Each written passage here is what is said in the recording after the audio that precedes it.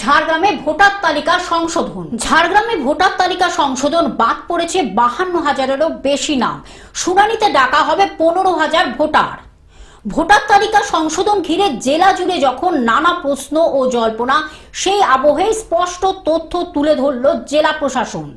নির্বাচন কমিশনের নির্দেশে চলা এসআইআর প্রক্রিয়ার বর্তমান অবস্থা নিয়ে সোমবার সাংবাদিকদের মুখোমুখি হন ঝাড়গ্রামের জেলা শাসক ও জেলা নির্বাচনী আধিকারিক আকাঙ্ক্ষা ভাস্কর।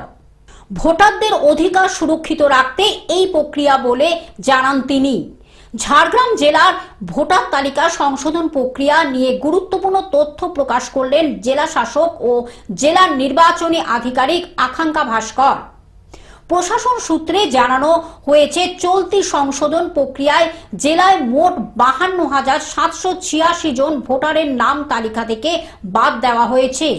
বর্তমানে ঝাড়গ্রাম জেলায় মোট ভোটারের সংখ্যা 9,214 জন।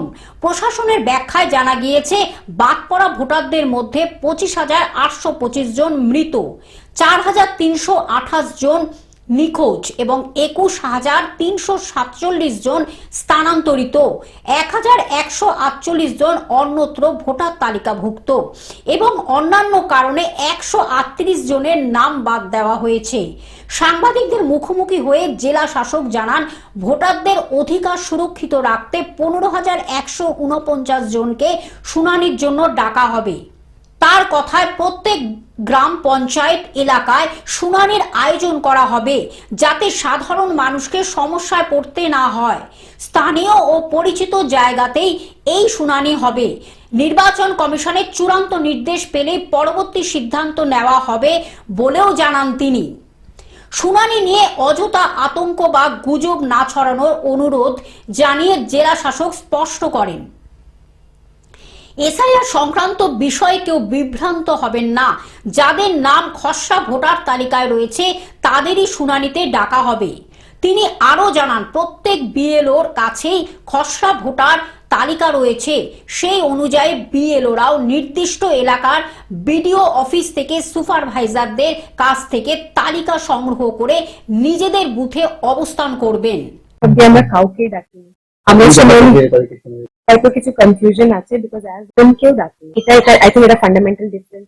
যাদেরকে শুনানিতে ডাকা হবে তার নাম গণনা, যাদের নাম গণনাতে নেই তাদেরকে শুনানিতে ডাকা হবে। তো ইনকোয়ারি করে ওই নাম, এই জন্য বা দমটা আমাদের ওই লিস্টটা আলাদা আছে। ওই লিস্টটাতে শুনানির কোনো হচ্ছে শুধু ওদের নামের জন্য, যে নামগুলো খসড়া তালিকাতে রয়েছে, লিঙ্কেজ নেই 2002 এসআইআর এর সঙ্গে ওনার নিজের বা অন্য লিঙ্কেজ।